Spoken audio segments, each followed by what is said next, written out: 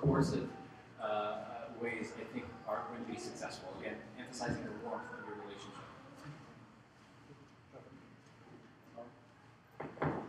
The two elements of religion, one, control. How do we as parents balance them? Sometimes it's tough.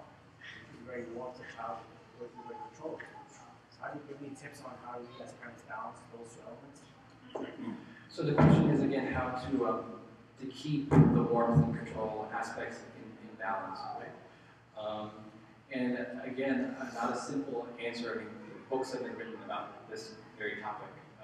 And one of them I'll actually keep on the table for people to look at, 1, 2, 3 Magic, which is actually pretty good for younger children. It's tough, it's not easy. And I think the first and foremost thing, again, is knowledge and awareness of this issue in the first place. So if you weren't aware of those two dimensions as being critical, warmth and control, you now are. So at least now you know, and you're aware. And now that you know that these may be critical aspects to your child rearing, consciously try to implement them.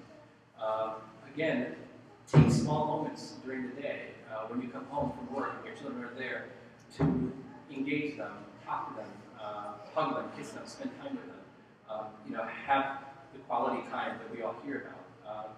Give them your full attention, right? Listen to them. Hear what they have to say. They all have opinions about all kinds of things, including world events. Inquire, ask them what they're thinking about things that are going on around them, right? So, again, it's something that you have to strive towards and you have to implement daily in your life. So that's the warmth piece. And the control is, again, being there to guide your child and not being scared or shying away from difficult topics or issues. In fact, preparing yourself, fortifying yourself, anticipating, right? So if you have a 10-year-old and adolescence, believe it or not, is around the corner, then you need to start preparing for that and knowing what the dangers are, what the pitfalls are, and really sitting down and providing the guidance, approaching the topics, discussing them with your children, and then again, when it comes to actual discipline, making sure that you have a house of rules, that it's not a house of chaos or disorder, that kids know from a young age what's expected, what the rules are, and then follow up with that. So don't have a set of rules that nobody follows. Bedtime is 9 o'clock, but the kids are falling asleep at 10 and 11. You should be going to bed at 9, and if that's not happening, then you need to follow through on that and see why it isn't happening, what's the missing ingredient. So this will be the last question for this session. Jannah, we can follow up on these in the last session, if there are more. This is more about point. Are there times when a light tap on the hand or a pat from behind may be appropriate for children? You cannot give lengthy explanations to. I'm not for spanking, but sometimes this method of disapproval can be enforced. Let's say not to touch something that may harm a child, olive, etc. What to do? What do you think?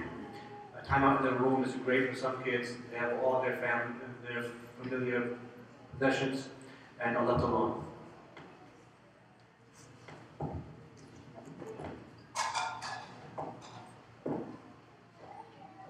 So that's two good questions, I think, right? So in terms of the light spank, I think if you use it judiciously, again, be very thoughtful about in that moment when you're spanking. And again, sometimes these things happen, in the blink of an eye, and you may have to dissect your behavior afterwards. So I think one thing to keep in mind is after you discipline your child, don't forget about what happened.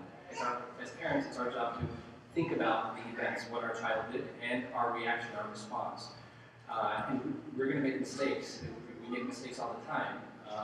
So don't be afraid to admit when you've made a mistake. But if there's a situation where you feel it's warranted in your best judgment, a light smack in the bottom, I don't think anyone would say that that's an inappropriate parenting strategy to use if in the moment you're afraid of some danger or something occurring that you can't address in any other way. But I would limit that. And again, there are other strategies that you can use that may be more effective. In terms of putting a child in timeout in a room where they have all the things accessible to them, you do want to be thoughtful about where a child is in timeout. It doesn't have to be their room. One parent said that they didn't want their children barging into their bedroom all the time, so they made their bedroom the timeout room. Because then they figured they would hate their bedroom so much they'd never bother them there unless they were in timeout. And then the parents were doing it purposely. So you can be thoughtful about the environment, you can be thoughtful about where timeout is. And it doesn't have to be their room. If it's their room, there may be certain activities they may be forbidden from doing during timeout. So if they happen to have a computer there, if this is an older child, even a younger one, then make sure that they know that they aren't to be on the computer. And if you catch them doing that, then there will be a consequence for that. So timeout shouldn't be timeout party, it should really be a timeout. It's a time for them to recollect their thoughts, think what they did, think about why they're in timeout, and for you to then be able to get back with them and discuss their behavior and the consequence you provided. Again, and you don't want to necessarily do it immediately, but after the child has served their timeout, they may not be the most receptive to what you have to say, so you may want to wait. So your point is well taken. Definitely be thoughtful about the environment where the child is serving timeout.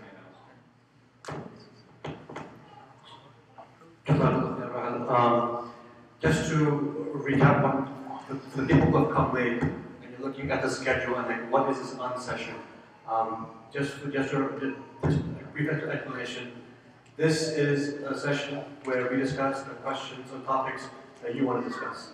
So, inshallah, I'll leave the markers up here. We'll write topics.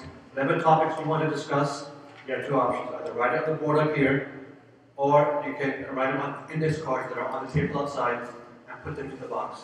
And inshallah, before the session begins, we will write those topics on the board, and the speakers will have their choice to go speak on one topic that they want us to speak about. Inshallah, there'll be a ton of, the whole board will be full. Hopefully we won't be able to fill it and answer them all, and it'll be a topic for other sessions to come. So again, the index cards are out there, or you're more than welcome to discuss the topics, to write the topics on the board. So inshallah, now we'll have a break. The brothers, there's food out here. That's not for you.